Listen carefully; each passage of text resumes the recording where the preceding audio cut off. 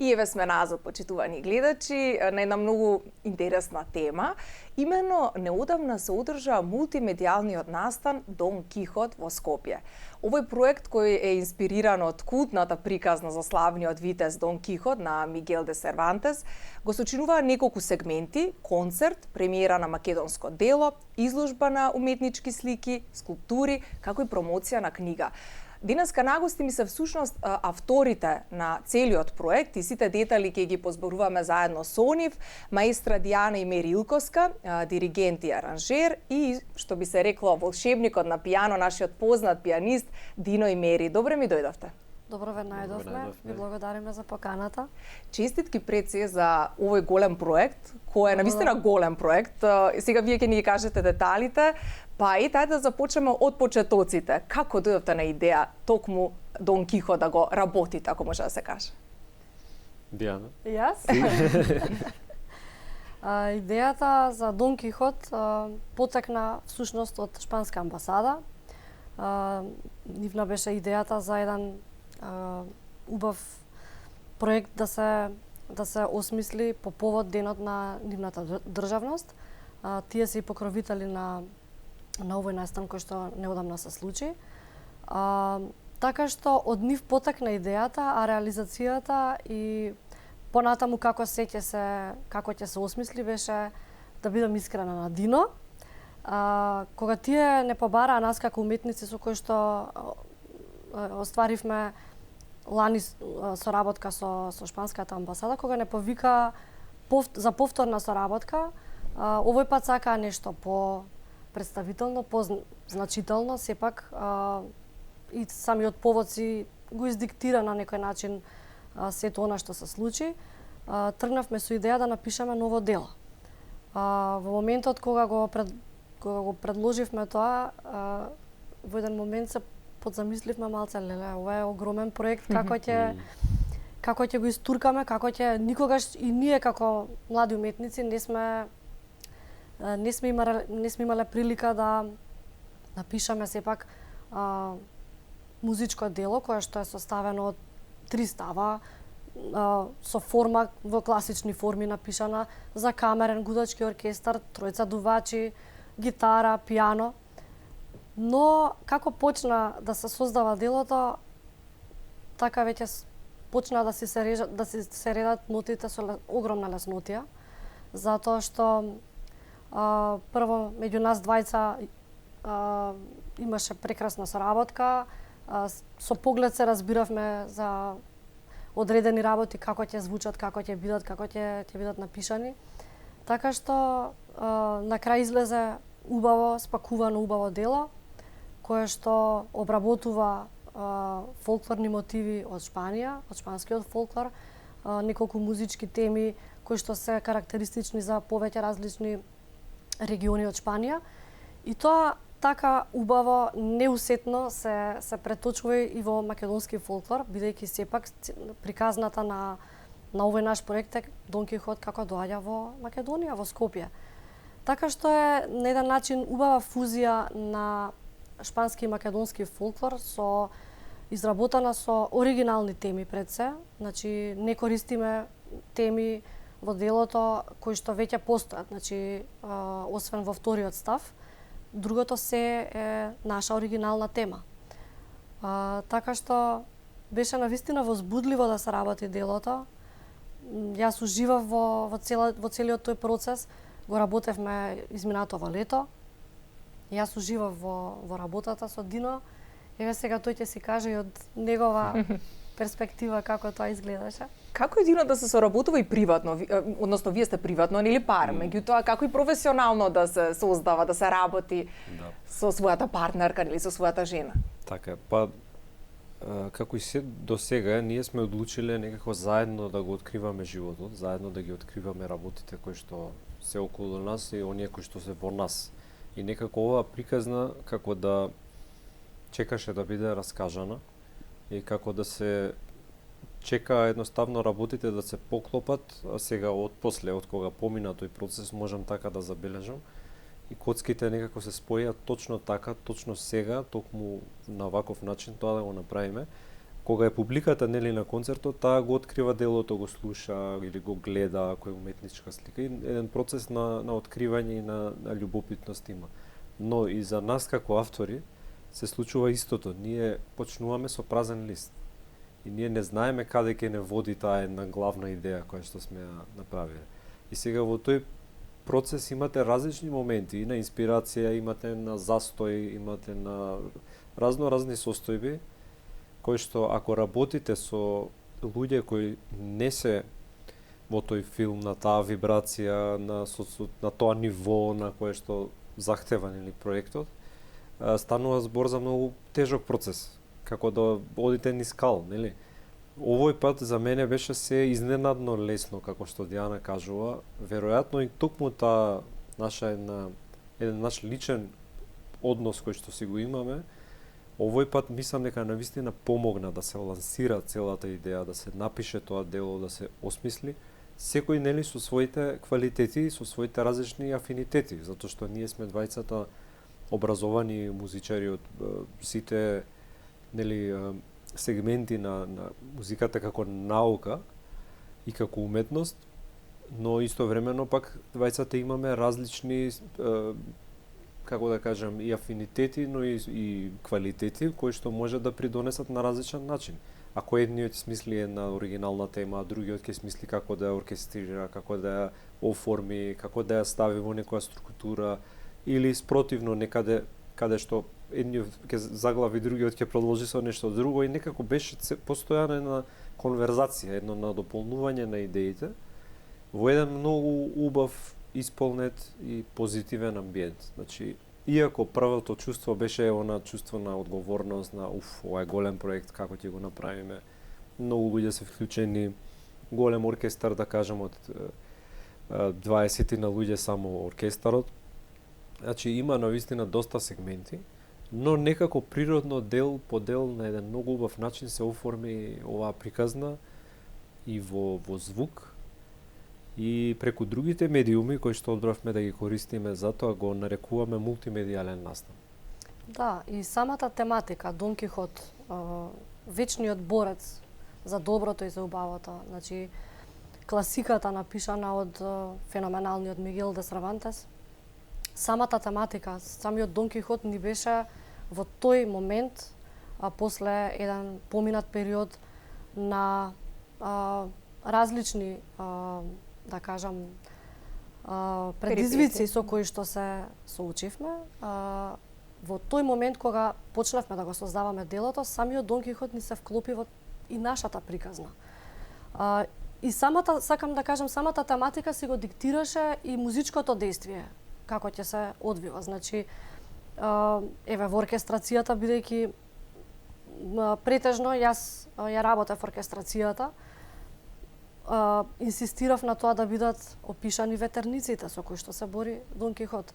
Овој пат доаѓа во Скопје со малку поинакви ветерници, нели? Прилагодени со македонски. Така е. Значи, како тоа оркестрацијски да се изведе. Такви некои моменти кои што решив да ги запазам и да дадам посебен акцент, се клучни, например, во ова дело и навистина остануваат во сеќавање како нешто оригинално, како нешто свое.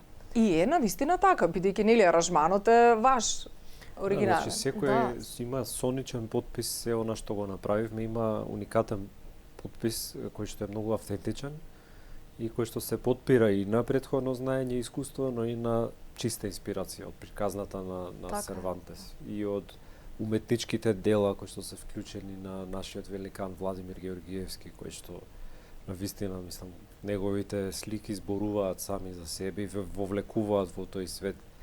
И сега решивме да го донесеме на еден начин Дон Кихот во Скопје и во тој пренос од таа класична приказна и универзална и вечна на големиот шпански автор Сервантес, ни требаше значителна помош во создавање на практично нов текст и нова приказна современа, која што ќе се одвива токму тука во Скопје. И тука од огромно значење беше улогата на Тина Иванова како авторка на тој текст.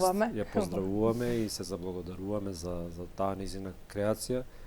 која што кога ја читавме некако, не знам, толку се возбудивме и солзи ни дојдоа на очи, некако на еден многу интересен начин од нејзина гледна точка го фати токму тоа чувство што и ние го некако го носевме од нас, а веројатно и секој од нас натре во себе чува еден Дон Кихот кој што чека да излезе некаде надвор, веројатно и затоа толку време живее таа идеја и после толку години. Да, толку години. И векови, што се вели. Така. Тина Иванова е наратор и автор на текстот и како тоа сето изгледаше за вас? Музичари, но ете тука имаме и книжевноста, музиката и книжевноста секогаш биле поврзани. Па како изгледаше сето тоа? Сите уметности, и книжевната, и музичката, и ликовната уметност, имаат една заедничка нитка, а тоа е емоцијата. Да. Музиката е наука, исто како што и книжевноста наука, исто како што и ликовната уметност наука, но овој тип на наука, ако не му дадете емоција, ако не му дадете парче душа, останува само наука. Нели? Апсолутно. Така што нитката која ги поврза сите работи во едно беше точно таа емоција која што сите во себе, не знам дали случајно или како и да е, сите во себе ја носиме, излезе на ваков начин. Кога се договаравме со Тина околу почетоците, дали прво да се напише музиката или текстот, баш застанавме онака и се гледаме, добро, што е прво јајцето или кокошката? Значи, дали ние да тргнеме со некоја идеја, со веќе некое напишано литературно дело, па од тука да се инспирира музиката, или пак таа прво да се инспирира од музиката. Решивме прво да тргнеме ние со музиката, па потоа да се искреира литературното дело. И мислам дека супер се вклопи, затоа што баш на тие парчиња каде што таа го читаше своето дело, точно додека ние па го пишувавме, така и го замислувавме. Тука да се чита, тоа ќе се чита вака, ќе се чита оваа тематика, например. Така што многу убаво одеше соработката и без многу навраќање, без некоја стагнација. Многу природно, многу суптилно, многу убаво, емотивно. Да, но и предходеше еден интересен процес, за мене беше исто многу интересен, верувам за тебе, Диана, на еден вид на археологија, ако сакате. Значи, ние почита кон шпанскиот фолклор, кон шпанската култура е преголема за да ја сватите таа одговорност така лесно. Да вистина се посветивме да истражуваме од сите региони на Шпанија различни фолклорни материјали, различни традиции, култура. Се едуциравме и самите поминавме низ тој процес на откривање. И неминовно беше некако самата партитура налагаше да се вклучи гитарата како еден вака традиционален шпански инструмент.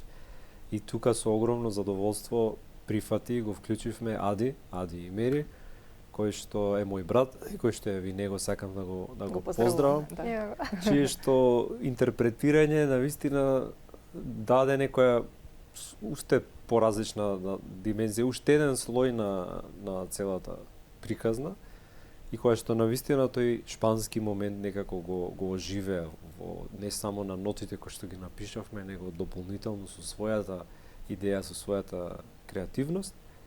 И некако се си дојде на место целата транзиција практично како што оди приказната, Дон Кихот од Ла Манча доаѓа во Скопје, ни помага нас во борбата со ветерниците, која што успешно завршува и се враќа назад со порака дека ние веќе го имаме тоа што ни треба за и понатаму да се бориме за вистинските вредности. Многу символично, многу убаво. Да. Еве да ги искоментираме сликите, односно скулптурите кои што се наоѓаат и пред Македонската опера и балет, еве можеме да видиме и тука. Да.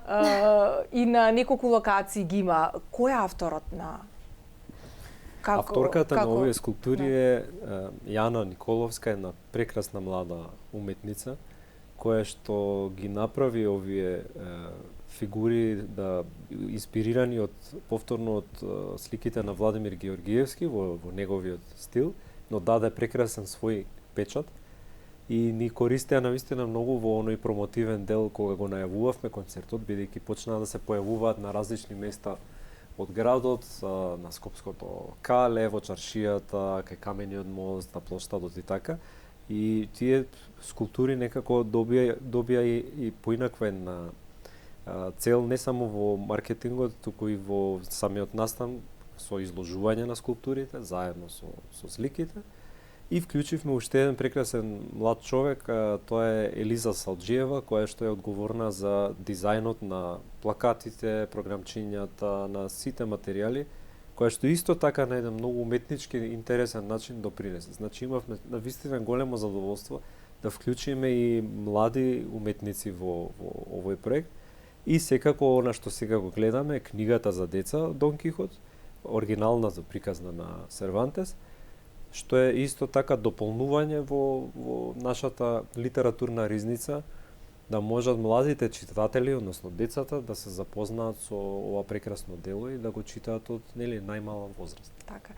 Настанот беше неодамна, но дали сликите ќе бидат изложени понатака во фоајето на Македонската опера и балет или не? Ми се чини дека не, бидејќи операта има навистина густ распоред и многу активности, но дефинитивно е проект кој што би сакале да го повториме. Наредно ќе го носиме и низ светот, тоа е нешто ново за нас и нешто многу убаво што можеме да го најавиме.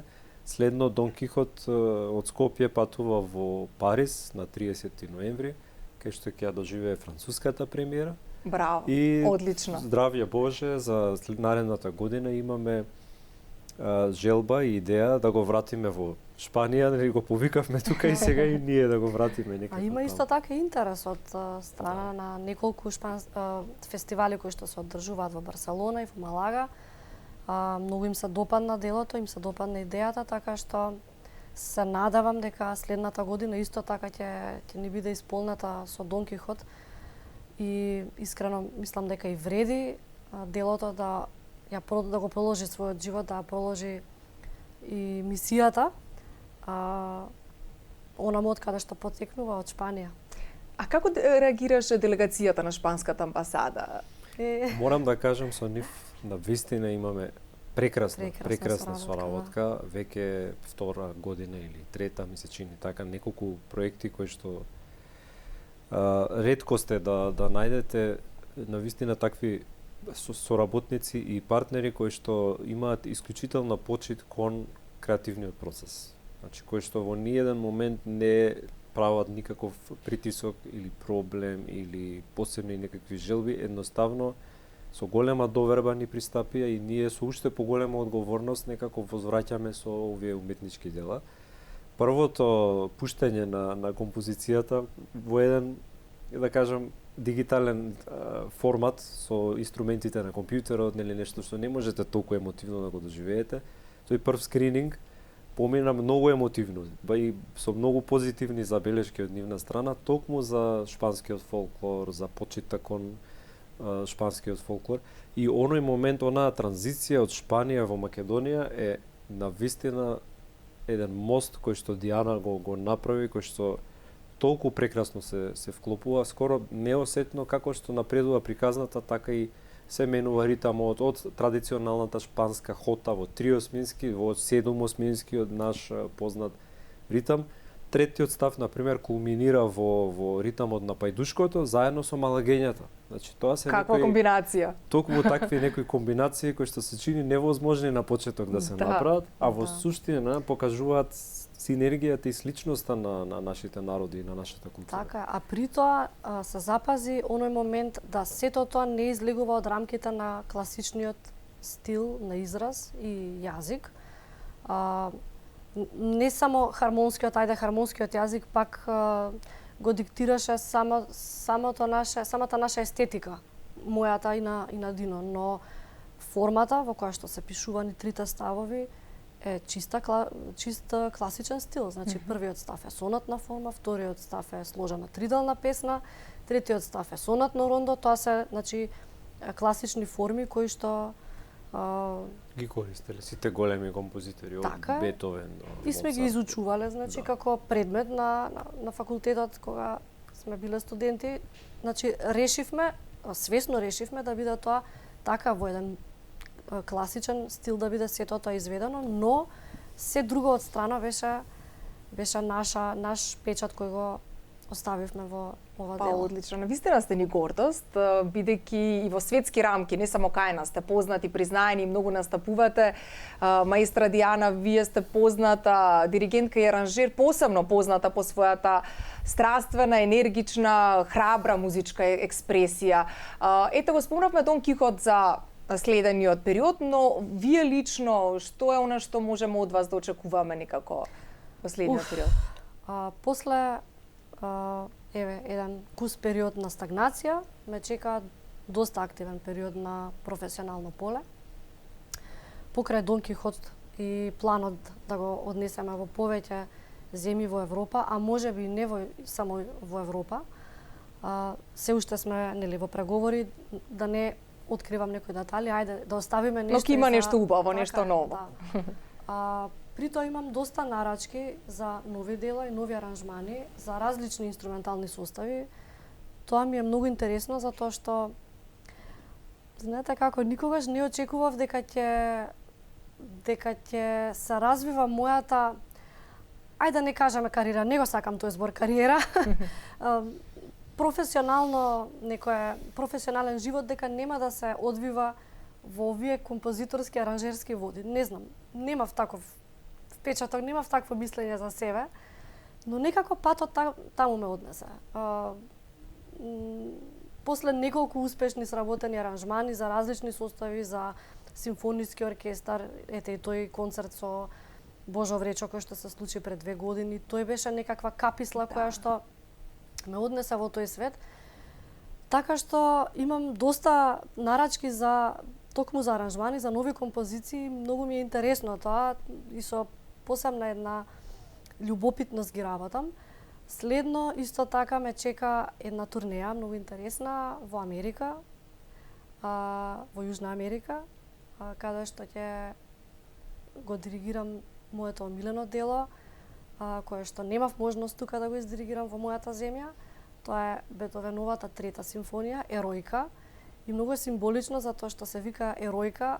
Јас со сите предизвици со кои што се соочив, на свој херојски начин, како што и самата кажавте, така емотивно го доживеав поканата да настапам таму. Така што и за таа работа сум се уште во преговори, се надевам дека ќе вроди со плод. Така што следната година баш ме чека доста предизвици, убави предизвици, на кои што им се радувам и ги чекам со нетрпение.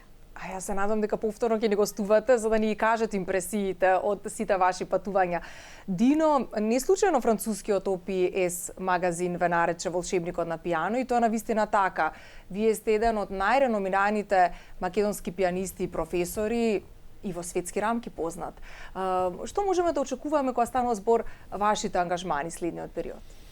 Па тука е секако животот на Дон Кихот и продолжувањето со концертите во тој дел. Меѓутоа можам да најавам веќе со сигурност уште еден концерт во Скопје, кој што ќе биде последен во Скопје за оваа година. На 17 декември ни гостува Драган Ѓорѓевиќ, кој што е еден прекрасен виолончелист, со кого заедно ќе оствариме еден рецитал со една многу убава програма. Ќе се одржи токму во Скопје со Драган. Имавме неколку прекрасни соработки и тој ме покани во Белград, каде што имавме многу голем успех во Коларац со РТС симфонискиот оркестар, со Роман Симовиќ, направивме едно трио кое што тамошните медиуми го крстија трио од соништата за Драган, за Роман и за мене во соработка со Александар Којш диригент и РТС симфонискиот оркестар, го изведувавме Бетовен. Имавме ланската година практично така и се запознавме во едни интересни околности. Неговиот пијанист не можеше да стигне на време за неговиот концерт во Охрид практично. И јас во рок од неколку 3-4 дена успеав да таа негова програма сработам, да ја направам, го заменив пијанистот и тука практично почна нашата соработка, како што може да се каже случајно, ама што вели Дијана, ништо не е случајно, се оди едно во друго во трето и така нашата така соработка продолжува. Имаме планови да го снимиме Дон Кихот во Скопје, што е за нас важно да остане документ од ова наше дело и да го продолжи својот живот и на таков начин. И секако има многу планови за идната година. Нашава работа е таква, некако мораме однапред да ги спремаме работите. Делата се исто такви, бараат долготрајни подготовки. Размислуваме за една турнеја во Германија следната година, каде што би ги извел Баховите Голберг варијации, едно капитално дело кое што веќе последниве 5-6 години ги работам. Ги изведов во Виена, ги изведов во Скопје, сакаме да направиме една турнеја баш во земјата на Бах, на различни локации, од библиотеки до училишта, до цркви, до концертни сали, една таква има замисла, постои таа идеја. И сакаме да донесеме неколку интересни уметници идната година тука, се разбира, доколку условите за тоа се создадат, некако секогаш се е врзано со финансиите, со спонзорствата и тој. Да, но и да не го забравиме моментот тоа што сме ние самостојни уметници. Значи за нас не стои организација, не стои институција, не стои никој, си стоиме сами за себе како индивидуалци и морам да признам дека и доста добро се држиме со оглед на тој факт да се биде самостоен уметник во ова време, во оваа држава е навистина голем предизвик. Апсолутно. И со оглед на сето тоа не можеме да агендата, концертната агенда, да кажам, да конкретно да конкретизираме и да ја потврдиме, не знам, година дена унапред, се е тоа многу минливо и зависи од еден куп технички фактори. Но дај Боже се да се изреализира, да биде се по план и уште многу успеси да имате. Ви благодарам многу за интервјуто, навистина уживав.